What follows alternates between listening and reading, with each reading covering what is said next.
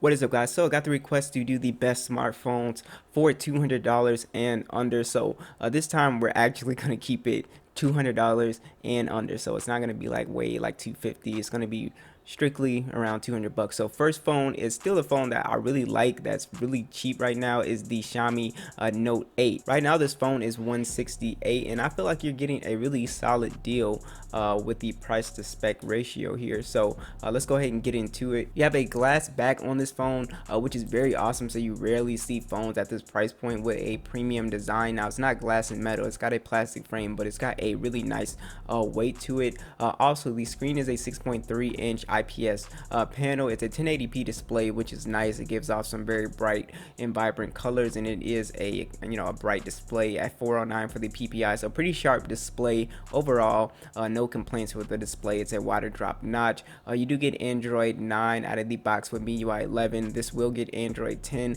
The Snapdragon 665 on here, in the 32 gigs of internal storage and 3 gigs of RAM is fine. No issues with speed and stuff like that. You do have expandable storage as well. Gaming on this device was actually pretty solid as well, so I didn't have any complaints with like it being really slow or just navigating through the OS and stuff like that. So multitasking, even with 3 gigs of RAM, was pretty solid. You're not going to be like doing heavy multitasking, but overall I found performance on here to be super solid. So now here's the part where you would think that they would cut corners, because this is where most manufacturers cut corners, is with the camera. The camera on here is a 48 megapixel wide, 8 megapixel ultra wide, 2 megapixel macro camera, and a 2 megapixel depth sensor, 4K 30 FPS. Selfie camera is 13 megapixels, 1080p.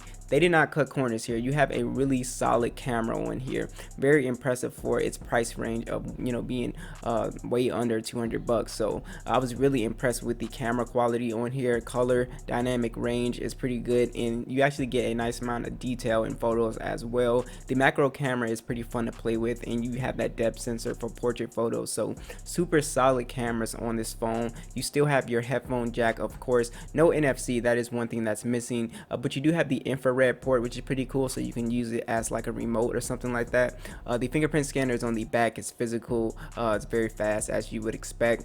The 4000 milliamp battery on here with 18-watt fast charging is definitely fine. You can get through a day of battery life, no issues, a day and a half if you're a light user. So super solid phone, one of my favorites. Now my personal favorite on the list is the LG G7. Now if you get it renewed like the one I have, you will be paying around $189 right now. Again, links will be down below. And this is overall my favorite because this one just got Android 10. But let's go ahead and hop into the hardware. So it's actually an aluminum design. It's glass and aluminum, which is great. So very premium, IP68 dust and water resistant. You have an IPS panel. Now it's a little smaller display at 6.1 inches, but it has a massive resolution at 1440p, 564 for the PPI. Just a beast of a display. It's really sharp, very nice to watch content in 1440p. You have the Snapdragon 845 and the Adreno 630, which is excellent. So you'll be able to max out games, PUBG, Fortnite, Call of Duty Mobile. You will be able to play high settings, no issue.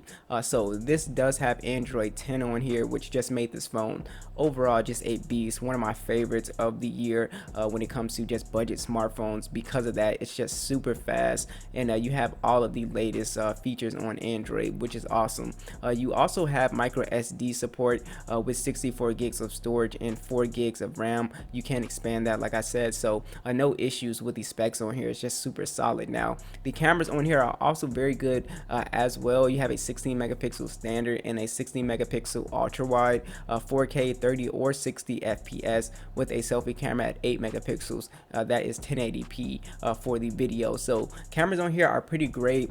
Sometimes the contrast can be a little weird for outdoor photos, but overall, like indoor photos and just overall photos in general, have pretty good quality to them. Great depth of field, great dynamic range, just overall super solid cameras on this device. And for music listeners, you have the 3.5mm jack with the quad DAC and DTS surround sound. So pretty much what that means is that if you have a really good pair of headphones, you can get some really good quality out of this device when it comes to listening to music and equalizing and stuff like that. So that is really excellent. And also the speaker is still one of the best single firing speakers. It's extremely loud. It's called the boombox speaker. very awesome speaker. So you do have NFC on here as well for mobile payments, of course, and you have the physical fingerprint scanner on the back, which is very fast. You have a 3000 milliamp battery with 18-watt fast charging and wireless charging as well. Will get you around 6 hours of battery life, 6 hours and 30 minutes, maybe 7 if you like have the brightness at like 50%. So definitely a day of battery life, no problem with this phone. So overall, one of my favorites still. Next is the Moto G8 Plus, coming in at around $200 even. So super solid phone from Motorola, especially if you're a Motorola fan. So you have a plastic design on here. Now the phone definitely has a weight to it, and I like the design on here. It doesn't look cheap. It's actually a really nice feeling phone in the hand, and I think it looks good as well. So you do have an IPS display on here. It's a 6.3-inch display. It's 1080p 400 for the PPI.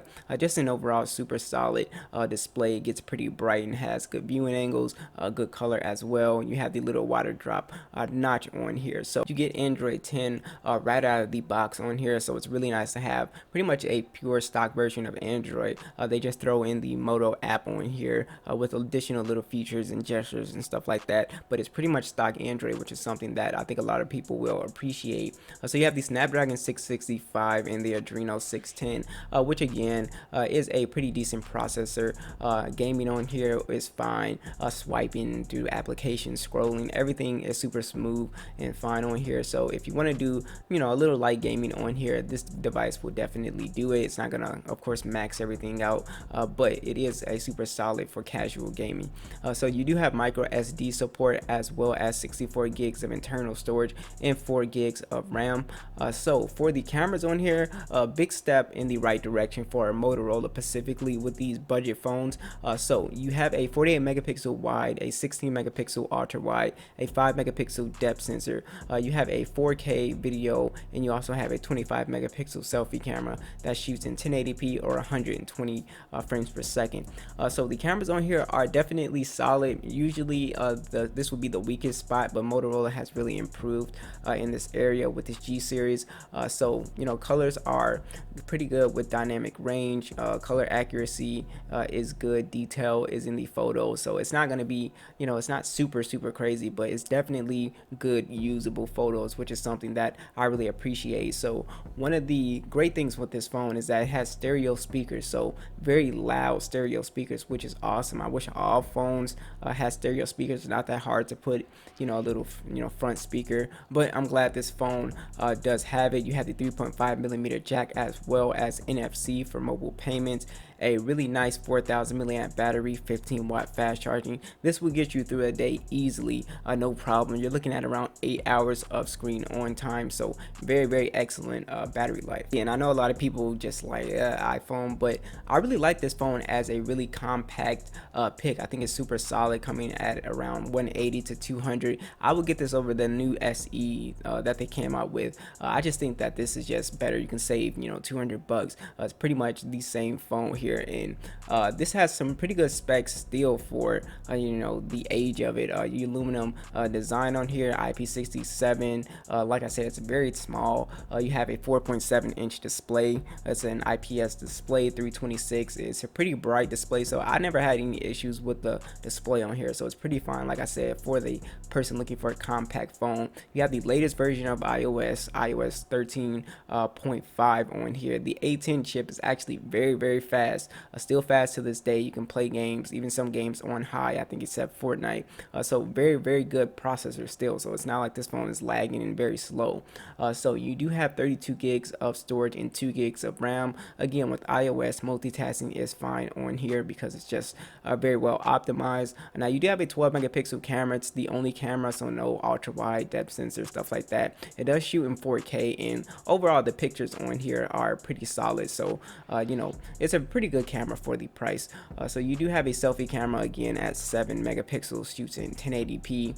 Stereo speakers on here are decently loud, so no real issues there. NFC on here, so you'll be using Apple Pay. The fingerprint scanner works, it's fine. The battery life is probably the weakest thing on here. It's a 1960 milliamp battery, and it'll get you kind of through a day depending on if you're a light user. But if you're like a normal person that does like a little bit more gaming, you're definitely gonna have to charge this guy. Alright, so last is the LG V30. So this is still a super solid phone. Comes in at around 170, 160. Price kind of jumps up and down. I'll put the link down below. And super solid phone, premium design, glass and metal designs, IP68, dust and water resistant. This one has the smaller display, a 6-inch display, but it's a POLED display, so very nice. 1440p display, 537 for the PPI. So you do have Android 9, but unfortunately this will not get Android 10. But you have the Snapdragon 835 and Adreno 540. Me gaming on this phone was more than great. It was really excellent, so I had no issues gaming, navigating. It's still a super fast phone, and that Snapdragon processor is still a very nice processor, so no real issues. It's better than most budget phones. You do have micro SD support along with 64 gigs of storage and 4 gigs of RAM. So like I said, very fast. You can expand the storage. The cameras on here are also actually pretty solid for a little older phone. So you have a 16 megapixel standard and a 13 megapixel ultra wide. Shoots in 4K. You also have a 5 megapixel selfie camera, and like I said, photos on here are solid. As you can see, pretty good color, pretty good detail. Dynamic range is pretty solid. The ultra wide camera is great. So not a huge issue here. It takes really good pictures for this price point. So you still have the 3.5mm jack, of course, with the quad DAC on here, so you're not missing that. The physical fingerprint scanner is on the bag, and it acts as a power button as well, which is very nice. NFC is on board as well, so you do have a 3300 milliamp battery with 18-watt fast charging and wireless charging as well, so it pretty much checks off all of the flagship features that you could really want. But the battery life is super solid. Again, you're looking at around 7 to 8 hours of screen on time, so very good battery life. So that's pretty much it. Thanks for watching. I will catch you guys in the next one.